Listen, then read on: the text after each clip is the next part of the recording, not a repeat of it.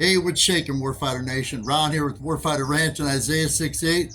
Happy Red Friday. Don't forget to remember everyone deployed, including Jesus, who deployed to heaven after the original Red Friday.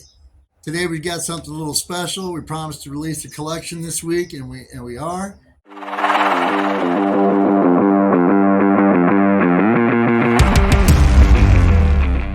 Over a decade ago, I made my first warrant officer piece for a dear friend and fellow warfighter and Moog vet, Mark Harden. The son of a Korean war hero, he was the first warrant officer I actually got to know a little in the real Army after training. He was humble, quiet, yet decisive, and one who was well respected.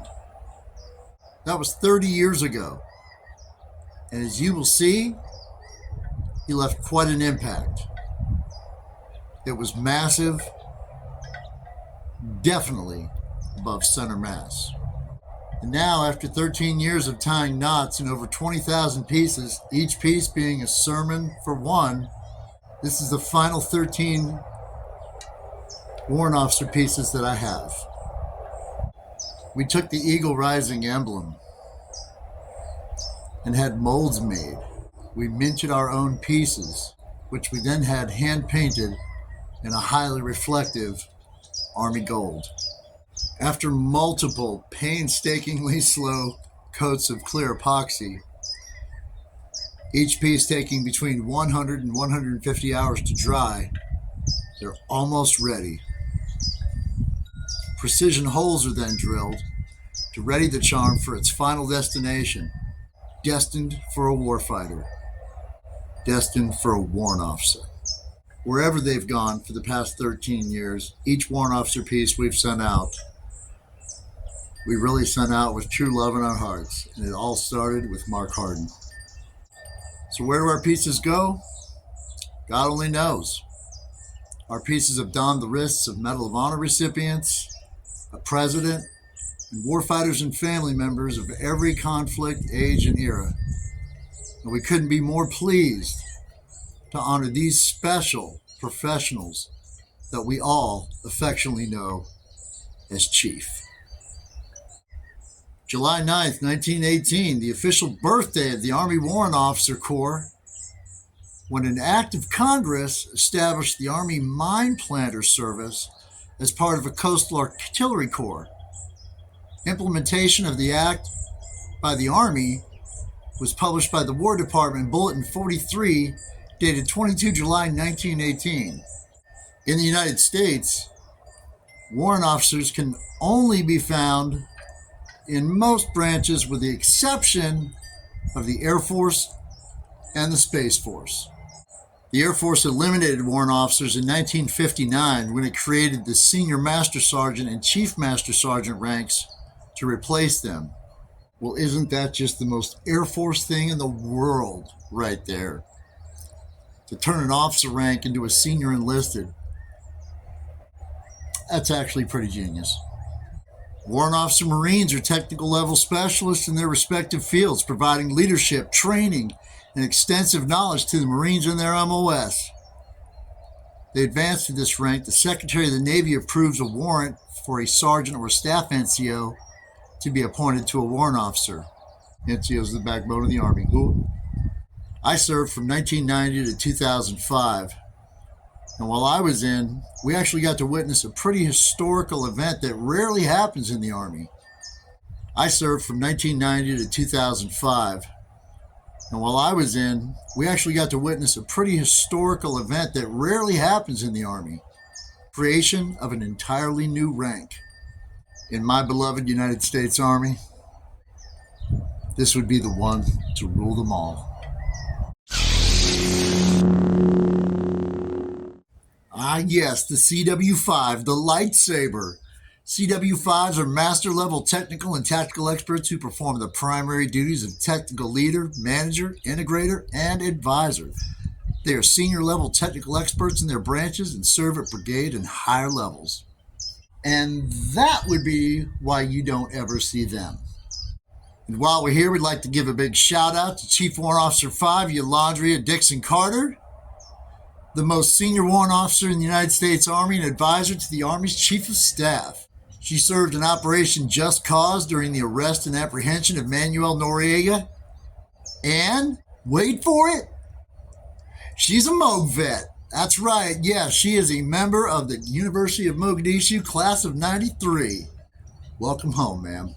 And she didn't stop there. No, she would then go on to serve in Baghdad, where an explosion in Sadr City, she would respond by guiding a junior medic and stroking a lifeless young Iraqi girl's hair while singing to her and receiving life-saving CPR from the medic.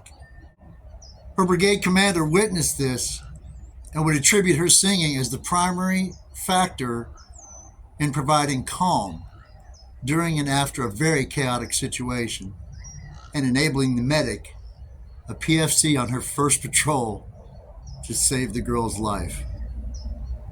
God is good.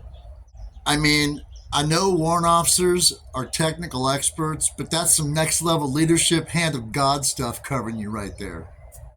And besides, those of us who served in Mogadishu aren't really afraid of anything. So at the end of the day, you may not know where your chief is, but she does. And because this is the remainder of the pieces I had left, and I only had so many, this collection is by no means all-inclusive and does not cover all different career fields or branches, but it covers many and even a campaign. These 11 are the remainder of the 13-piece collection, because the other two I have reserved for search and recognition missions coming up next week. So stay tuned if you want to see who the recipients are. I guarantee you're going to love it. You really don't want to miss this. And because these last two are very personal to me, we're pouring our heart out straight from ours to yours. I'll only give you one clue as to the identity of the two warfighters. One of them you may know, and one of them I'm quite sure you've heard of. These pieces, numbered 20,304 through 20,314, and are all one-of-a-kind pieces. Without further ado, we humbly offer the Hail to the Chief collection, inspired by Isaiah 40:31, which tells us that those who have hope in the Lord will renew their strength. They will soar on wings like eagles. They will run and not grow weary. They will walk and not grow faint. God bless.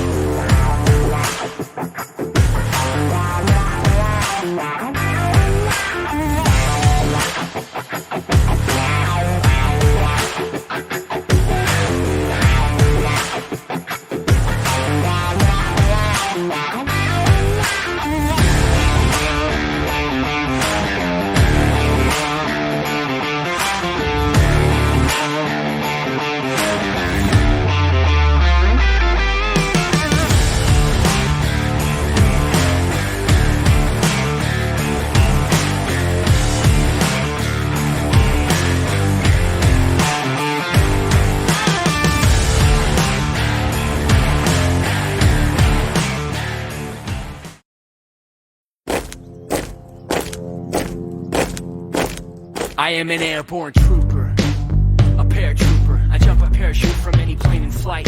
I volunteered to do it, knowing well the hazards of my choice. I serve in the mighty airborne force, famed for deeds in war, renowned for readiness and peace. It is my pledge to uphold its honor and prestige in all I am, in all I do. I am an elite trooper, a sky trooper, a shock trooper, a spearhead trooper. I blaze the way to far-flung goals, behind, before, above the foe's front. From the halls of Montezuma to the shores of Tripoli, we fight our country's battles in the air, on land and sea. First to fight for right and freedom, and to keep our honor clean. We are proud to claim the title of United States Army.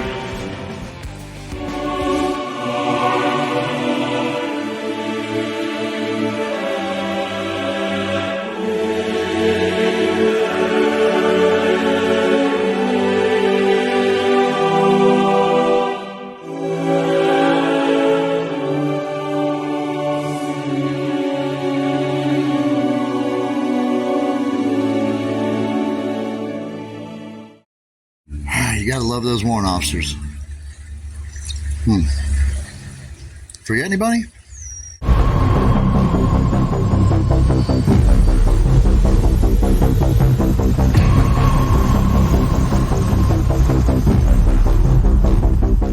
Yes, of course, aviation. How could I forget? Nah, I didn't forget. Everybody loves aviation. Okay, well, maybe aviation mechanics don't love aviation so much. But other than that, everybody loves aviation.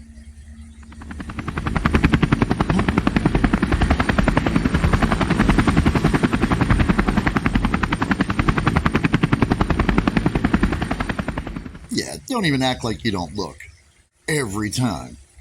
As an Army firefighter at Fort Campbell, we worked with aviation assets continuously.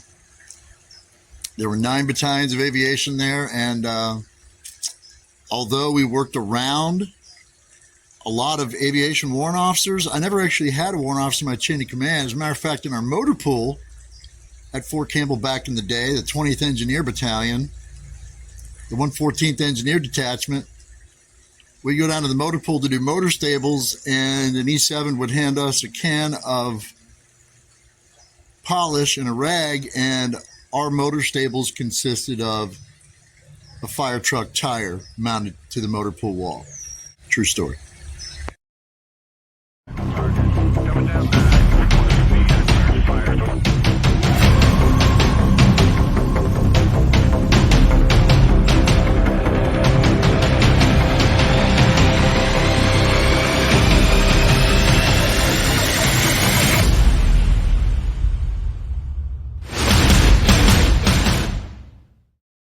And there is one other thing.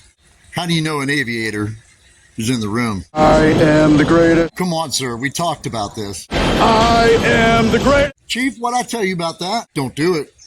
Don't do it again. I am the greatest. You just gotta love those Apache guys. Oh, God, bye-bye.